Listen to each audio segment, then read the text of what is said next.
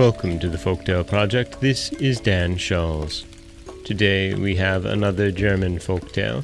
This one is not from the Brothers Grimm, but rather from an anonymous source, Folktales and Legends German, published in 1892. This story in particular examines the relationship between a count and his elves, and it's closer than one might think. This is The Elves. The happy day at length arrived on which Count Hermann von Rosenberg was married to his beloved Catherine, a princess of the house of Gonzaca. The event was celebrated by a magnificent banquet and festival, and it was late before the Count and Countess could leave their guests. The young Countess was already asleep, and Hermann was sinking into a slumber when he was aroused by hearing the sounds of soft and gentle music, and, the door of his apartment flying open, a joyous bridal procession entered the room. The figures engaged in this extraordinary scene were not more than 2 or 3 spans high. The bride and bridegroom were in the center of the procession, and the musicians preceded it. Hermann rose up in bed, and demanded what brought them there, and why they had aroused him. Whereupon, one of the company stepped up to him, and said, "We are attendant spirits of that peaceful class who dwell in the earth. We have dwelt for many years beneath this thy birthplace, and have ever watched over thy dwelling, to preserve it from misfortune. Already have we taken good care of the ashes of your forefathers, that they should not fall into the power of hostile and evil spirits. And as faithful servants, we watch over the welfare of your house. Since thou hast this day been married for the continuance of thy name and ancient race, we have represented to you this bridal ceremony, in hopes that you will grant us full permission to keep and celebrate this joyous festival, in return for which we promise to serve you and your house with the greatest readiness." "Very well," said Hermann, laughing. "Make yourselves as merry in my castle as you please." He thanked them, and took their departure. Hermann could not, however, banish from his mind this remarkable scene, and it was daybreak before he fell asleep. In the morning his thoughts were still occupied with it, yet he never mentioned one word of the occurrence to his wife. In the course of time the Countess presented him with a daughter. Scarcely had Hermann received intelligence of this event before a very diminutive old crone entered the apartment, and informed him that the elfin bride, whom he had seen in the miniature procession on the night of his nuptials, had given birth to a daughter. Hermann was very friendly to the visitor, wished all happiness to the mother and child, and the old woman took her departure. The Count did not, however, mention this visit to his wife.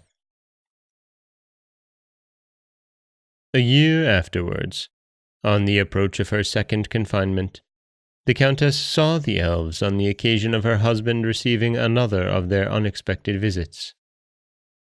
The little people entered the chamber in a long procession in black dresses, carrying lights in their hands, and the little women were clothed in white.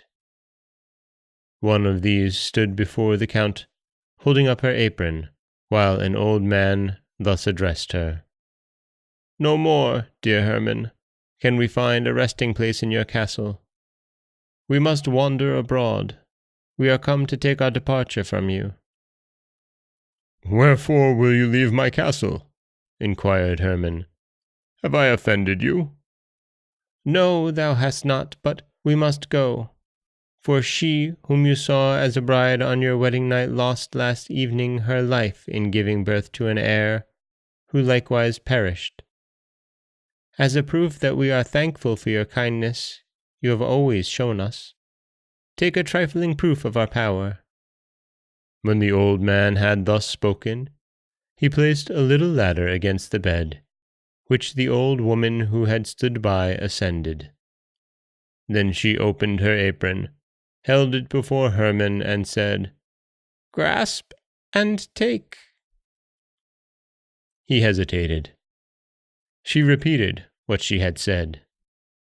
At last he did what she told him, took out of her apron what he supposed to be a handful of sand, and laid it in a basin which stood upon a table by his bedside.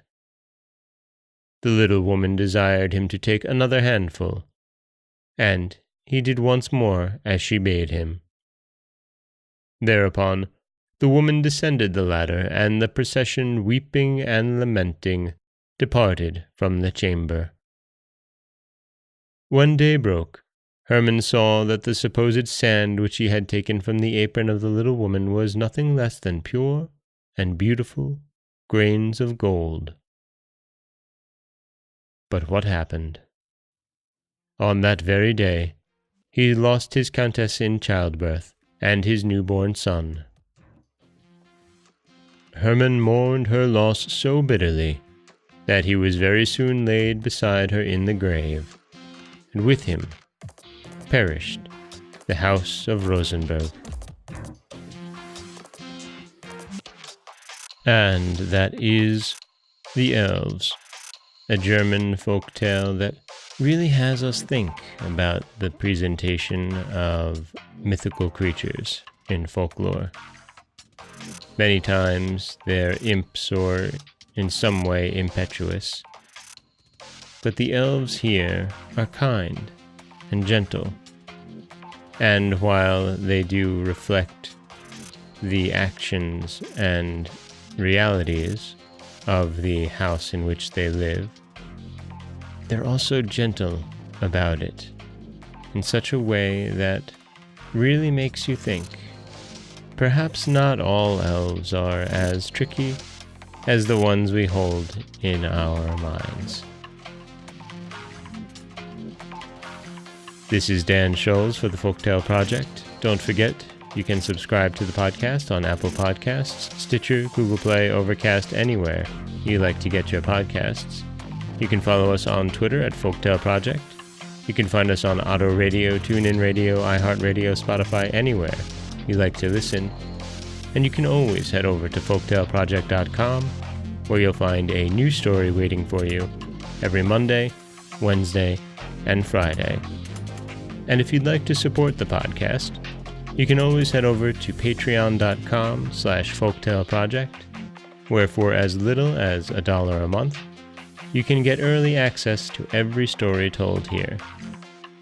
As always, thank you so much for listening.